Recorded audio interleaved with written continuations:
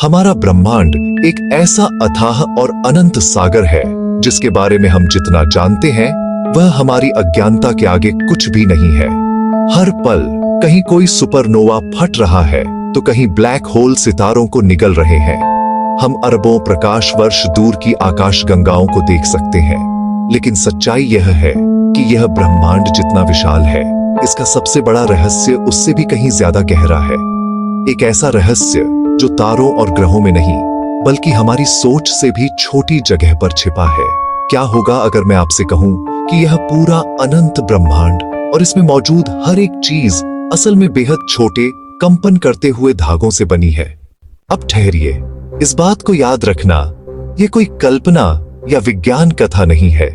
यह एक ऐसी गणितीय भविष्यवाणी है जो हमारी वास्तविकता की सबसे गहरी परतों में छिपी है। जिन धागों की बात हम कर रहे हैं उन्हें विज्ञान की भाषा में स्ट्रिंग्स कहा जाता है, लेकिन ये साधारण धागे नहीं हैं। ये इतने सूक्ष्म हैं कि अगर एक परमाणु को हमारे पूरे सौरमंडल के आकार का बड़ा कर दिया जाए तो एक स्ट्रिंग महज एक पेड़ की ऊंचाई के बराबर होगी। आप इसे देख नहीं सकते, छू नहीं सकते, लेकिन यह हर उस चीज की बुनियाद है जिसे आप असली मानते हैं। यहीं से असली दांव शुरू होता है। हम भौतिकी की दो सबसे सफल किताबों के बीच जंग छिड़ी हुई है। एक तरफ आइंस्टीन का सामान्य सापेक्षतावाद है जो ब्रह्मांड के सबसे बड़े कारखाने, तारे, आकाशगंगाएं और गुरुत्वाकर्षण को समझाता है। दूसरी तरफ क्वांटम यांत्रिकी है जो सूक्ष्म जगत यानी परमाणुओं और कणों की दुनिया का पूरा लेखा जोखा रखती है। परेशानी यह है कि ये दोनों किताबें एक दूसरे से जुड़ती ही नहीं हैं। जब हम किसी ब्लैक होल के केंद्र या बिग बैंग के पहले पल की गणना करते हैं तो गणित पागल हो जाता है और अनंत के जवाब देने लगता है। भौतिकी टूट जाती है। यह सिर्फ प्रोफेसरों की निजी लड़ाई नहीं है। इसका सीधा मतलब यह है कि हम ब्रह्मांड के सबसे बुनियादी सवालों का जवाब नहीं जानते। गुरुत्वाकर्षण आखिर क्यों इतना कमजोर है कि एक छोटा सा चुंबक पूरी पृथ्वी के गुरुत्व को हरा देता है? ब्लैक होल के अंदर जानकारी का क्या होता है? और सबसे बड़ा सवाल, ये सब शुरू कैसे हुआ? हमारी पूरी आधुनिक तकनीक जीपीएस से लेकर मोबाइल फोन तक इन्हीं सिद्धांतों पर टिकी है, लेकिन यह स्थिति ऐसी है जैसे हमने एक कार तो बना ली हो पर उसका इंजन कैसे चलता है ये हमें पता ना हो। और यही वह जगह है जहां ये कंपन करते धागे, ये स्ट्रिंग्स हमारी एकमात्र उम्मीद बनकर सामने आती है। स्ट्रिंग थ्योरी का दावा है कि यह इस ब्रह्मांड की आखिरी सच्चाई है। थ्योरी ऑफ एवरीथिंग यानी हर चीज का सिद्धांत। इस दुनिया में गुरुत्वाकर्षण से लेकर प्रकाश तक, इलेक्ट्रॉन से लेकर आपके विचारों तक, सब कुछ इन्हीं अरबों खरबों गुना छोटी डोरियों के अलग अलग कंपन मात्र है। जिस तरह वायलिन की एक डोर अलग अलग तरीके से कंपन करके अलग अलग संगीत के स्वर निकालती है, ठीक वैसे ही एक स्ट्रिंग अलग तरह से कंपन करके एक इलेक्ट्रॉन बन जाती है और दूसरे तरीके से कंपन करके प्रकाश का एक कण बन जाती है। इस लिहाज से पूरा ब्रह्मांड एक भव्य सिम्फनी है और हम सब इन डोरियों के संगीत से बने हैं। आज इस वीडियो में हम आपको स्ट्रिंग थ्योरी के पूरे सफर पर लेकर जाएंगे। हम जानेंगे कि कैसे एक गलती से खोजा गया गणित का एक सूत्र इस क्रांतिकारी विचार की नींव बना। हम उन छिपे हुए आयामों में झांकेंगे जो हमारी आंखों के सामने है, फिर भी अदृश्य है। और सबसे जरूरी बात, हम इसके सबसे बड़े सच्चाई का सामना करेंगे। क्या यह असली विज्ञान है या सिर्फ हमारी कल्पना का सबसे खूबसूरत धोखा? हम वीडियो के अंत में इन सारी डोरियों को 10वें आयाम तक जोड़ते हुए एक ऐसी तस्वीर बनाएंगे जिसके बाद ब्रह्मांड को देखने का आपका नजरिया हमेशा के लिए बदल जाएगा। स्ट्रिंग थ्योरी की कहानी शुरू होती है सन 1968 में। जिनेवा के सर्न प्रयोगशाला में एक युवा इतालवी भौतिक विज्ञानी गैब्रियल वेनेजियानो प्रोटॉन और न्यूट्रॉन को आपस में जोड़ने वाले मजबूत नाभिकीय बल को समझने की कोशिश कर रहे थे। वह गणित की पुरानी किताबें पलट रहे थे और अचानक उन्हें स्विस गणितज्ञ लियोनार्ड ओनेलर का 200 साल पुराना एक सूत्र मिला, बीटा फंक्शन।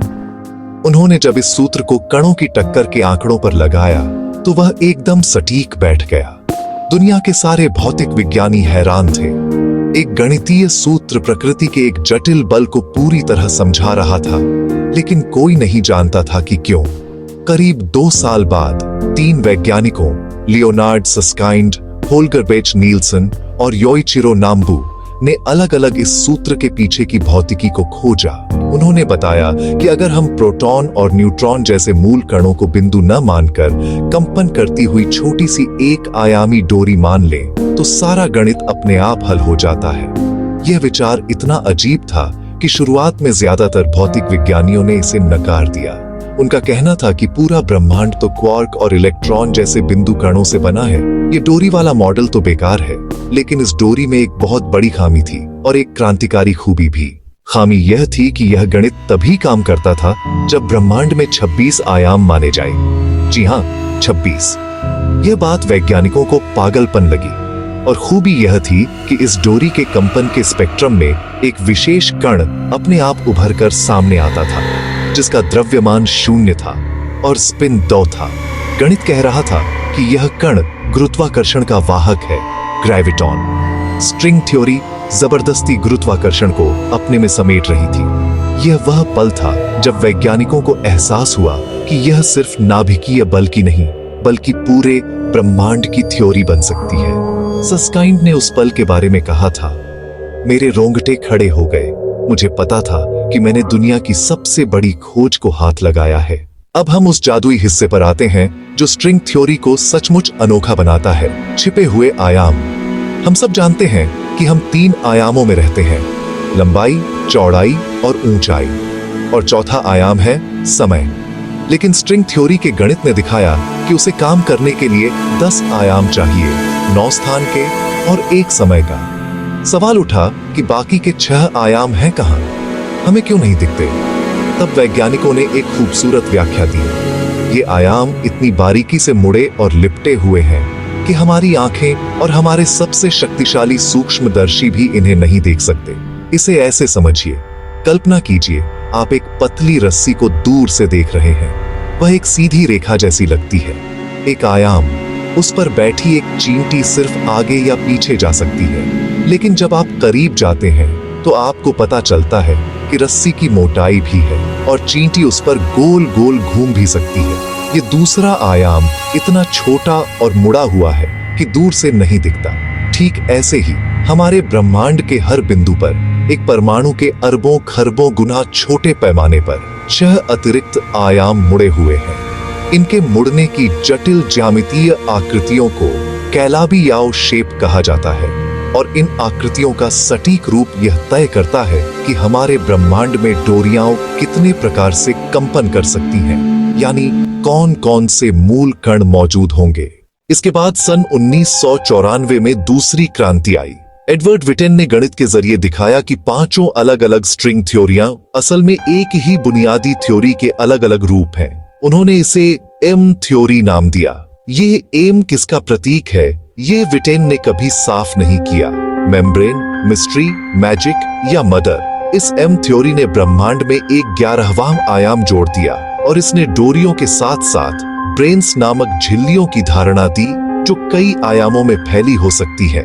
हमारा पूरा त्रिआयामी ब्रह्मांड भी एक ऐसी ही त्रिआयामी ब्रेन हो सकता है जो एक विशाल 11 आयामी अंतरिक्ष में तैर रहा है, और इन्हीं ब्रेन्स के बीच टकराव से ही शायद हमारे ब्रह्मांड का जन्म हुआ हो, महाविस्फोट। इस सब का सबसे रोमांचक और डरावना निष्कर्ष यह है कि हमारा ब्रह्मांड अकेला नहीं है। ये ब्रेन्स का एक विशाल सागर है और हर ब्रेन एक अलग ब्रह्मांड हो सकता है, अपने अलग भौतिकी के नियमों के साथ। ये स्ट्रिंग थ्योरी का मल्टीवर्स है, करोड़ों अरबों ब्रह्मांड, और उनमें से किसी एक में बस संयोग से ऐसी परिस्थितियां बनी कि तारे बने, ग्रह बने और जीवन पनपा। यह विचार भौतिकी और दर्शन की सारी सीमाओं को तोड़ देता है। दोस्तों, विज्ञान को समझने का यह सफर हम सब साथ मिलकर ही जारी रख सकते हैं। अगर यह वीडियो आपको पसंद आ रहा है और आप चाहते हैं कि हम ब्रह्मांड के ऐसे ही अनसुलझे रहस्यों पर गहराई से बात करते रहें, तो इस वीडियो को लाइक करना मत भूलिएगा। और अभी तक अगर आपने चैनल को सब्सक्राइब नहीं किया है तो नीचे दिए बटन को दबाकर हमारे साथ जुड़ जाइए। अब आगे बढ़ते हैं स्ट्रिंग थ्योरी के सबसे बड़े सच की तरफ। अब वक्त आ गया है उस मोड़ का जो शायद आपको झकझोर दे। अब तक हमने स्ट्रिंग थ्योरी की जो तस्वीर देखी वह एकदम सही बेदाग और खूबसूरत थी। लेकिन क्या यह सचमुच विज्ञान है या सिर्फ एक खूबसूरत गणितीय सपना? यहीं पर हमारी कहानी सबसे बड़े विवाद से टकराती है। विज्ञान की परिभाषा ही यह है कि किसी भी थ्योरी को प्रयोगों से साबित या गलत किया जा सके। और पिछले 50 सालों में स्ट्रिंग थ्योरी के लिए एक भी प्रायोगिक प्रमाण नहीं मिला है, एक भी नहीं। दुनिया की सबसे बड़ी मशीन लार्ज हैड्रॉन कोलाइडर, जिसे बनाने में करीब 10 अरब डॉलर खर्च हुए, सालों से स्ट्रिंग थ्योरी के सबूत ढूंढ रही है। खासकर सुपरसिमेट्री नामक एक धारणा के तहत कुछ ऐसे कणों की तलाश थी जो स्ट्रिंग थ्योरी के गणित को मजबूती देते। लेकिन अब तक कुछ नहीं। सन 2019 तक आते आते कई प्रयोगों ने सुपरसिमेट्री के सबसे सरल मॉडलों को लगभग खारिज कर दिया। ये ऐसा है जैसे हमने एक विशाल जाल बिछाया, लेकिन जिस मछली को हम ढूंढ रहे थे वह इस जाल में है ही नहीं। इस कारण कुछ सबसे तेज दिमाग वाले वैज्ञानिक जैसे साबाइन हुसैन फेल्डर खुलकर कह चुके हैं कि स्ट्रिंग थ्योरी ने भौतिकी की एक पूरी पीढ़ी को बर्बाद कर दिया। उनका तर्क है कि यह एक खूबसूरती का जाल है। हम इतना खूबसूरत गणित देखकर मंत्रमुग्ध हो गए कि हमने प्रयोगों से इसकी जांच करनी ही छोड़ दी। और इस बीच हमने काला पदार्थ, काली ऊर्जा जैसे असली रहस्यों पर ध्यान नहीं दिया।